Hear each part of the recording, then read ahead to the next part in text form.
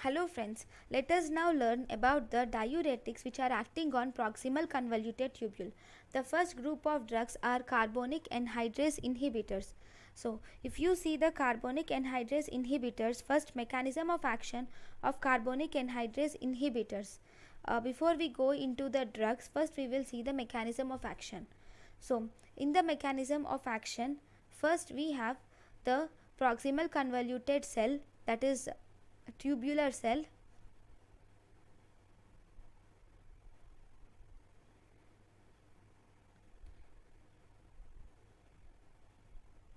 So this is the proximal convoluted tubular cell, okay, and there is one side, there is ECF, one side this is the lumen and the other side is ECF. So in the lumen, first and foremost, we have a transporter which will help in the apical cell, apical part of the proximal convoluted tubule.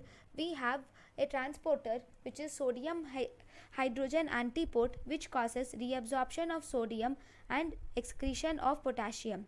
Now this reabsorbed sodium flows through the cell and it gets reabsorbed into the extracellular fluid. Now there is H2O and CO2, that is this H2O and CO2 present in the cells in the presence of the enzyme carbonic anhydrase, they get converted to H2CO3. This H2CO3 breaks into H plus and HCO3 minus. This HCO3 minus gets absorbed along with sodium in the presence of sodium bicarbonate symporter, whereas this H plus is secreted out into the lumen, while sodium is absorbed in the presence of sodium H plus antiport, which is present here. So there is reabsorption of water and reabsorption of carbon dioxide occurs in this system. Right now, when the now the in the lumen, the H2CO3 H plus HCO3 minus combine to form H2CO3. This H2CO3 gives H2O plus CO2 in the lumen. Actually, this HCO3 is formed along with sodium in the presence of sodium.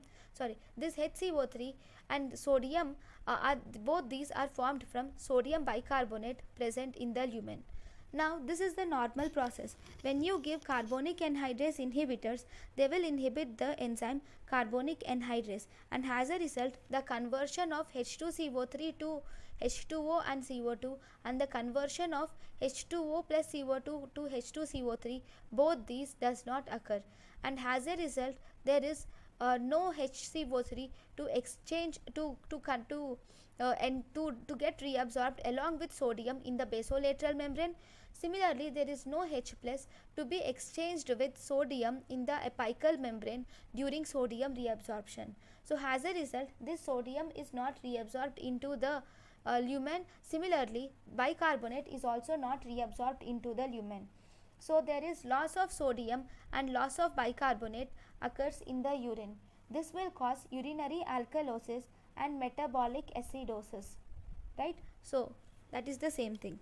Now carbonic anhydrase inhibitors, these will inhibit the enzyme carbonic anhydrase, which will cause loss of sodium and bicarbonate in the urine.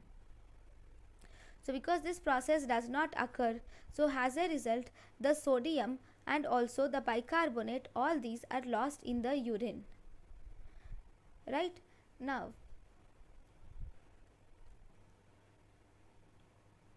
there is loss of sodium and bicarbonate occurs in the urine. So this will result in urinary alkalosis plus metabolic acidosis. There is urinary alkalosis because of loss of bicarbonate in the urine, and conversely H plus is excess in the blood, so this causes metabolic acidosis. So these are the changes that are occurring in PCT. Now because of carbonic anhydrase, there is less H plus secretion also. See here, H plus is also not secreted properly. So obviously that will also cause increased H plus, resulting in metabolic acidosis.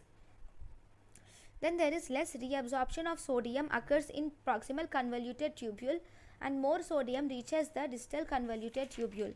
So what happens in the distal convoluted tubule is also important.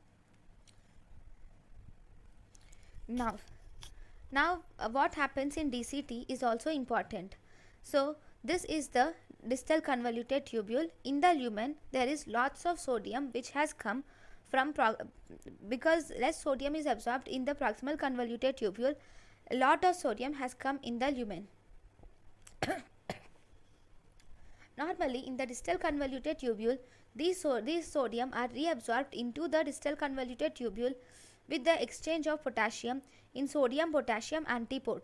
So increased sodium in distal convoluted tubule causes sodium potassium antiport to work, and it causes loss of potassium. A lot of potassium is lost. So this will lead to hypokalemia.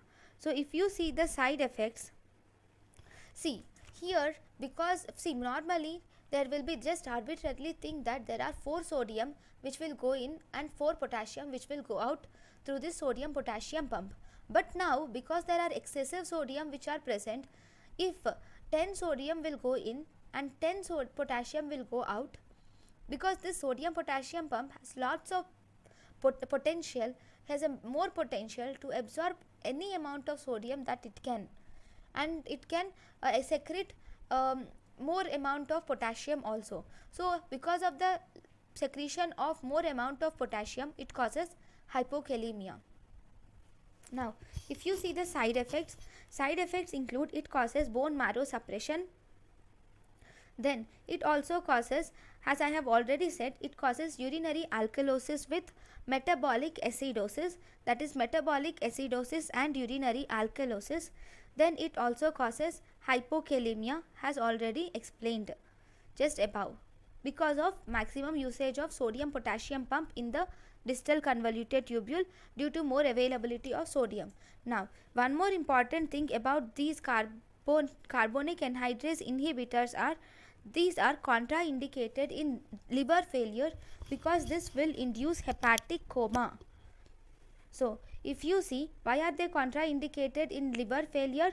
Because this induces hepatic coma. So if you see, the ammonium normally it gets converted to urea, but in liver failure this conversion of this ammonium to urea is defective. As a result, there is this ammonium is present in excess in the blood. So now here in this, when we use carbonic anhydrase, there is metabolic acidosis. So there is excess amount of H plus which is available in our body. So this H plus will combine with the ammonia and it forms ammonium ion, NH4. This ammonium is now reabsorbed into our blood due to urinary alkalosis. Because there is urinary alkalosis, this ammonium is reabsorbed in the blood. So as a result, from the tubule, so as a result there is increased ammonia present in the blood. So this increased ammonia will cross the blood brain barrier and this causes hepatic encephalopathy. So this is contraindicated in liver failures. Examples of carbonic anhydrase inhibitors are acetazolamide, dorzolamide, brinzolamide, dichlorpheniramine, midazolamide. If you see the uses, midazolamide uses are, this carbonic anhydrase inhibitors decreases the aqueous humor formation, and these are also used in glaucoma. Then the seizures and they will decrease the seizure threshold and they can cause epilepsy. They will lead to epilepsy. They can be used in epilepsy. They will decrease the seizure threshold. So these drugs, carbonic anhydrase inhibitors, can also be used in epilepsy. One more important thing is they are used in acute mountain sickness, especially if you see the drug acetazolamide, it is the drug of choice in acute mountain sickness. Then this is also used to alkalinize the urine, especially in the acidic drug poisoning. In the acidic drug poisoning, we can use these to alkalinize the urine. Now the next important topic is these carbonic anhydrase. One more point we have, these carbonic anhydrase inhibitors will inhibit the secretion of bicarbonate by choroid plexus, and thus these carbonic anhydrase inhibitors will also cause CSF acidosis. thus leading to hyperventilation where there is loss or washout of carbon dioxide and oxygen intake occurs due to this CSF acidosis, right? The maximum hypokalemia is also caused by carbonic anhydrase inhibitors. So these are the important points about carbonic anhydrase inhibitors. Thank you for watching.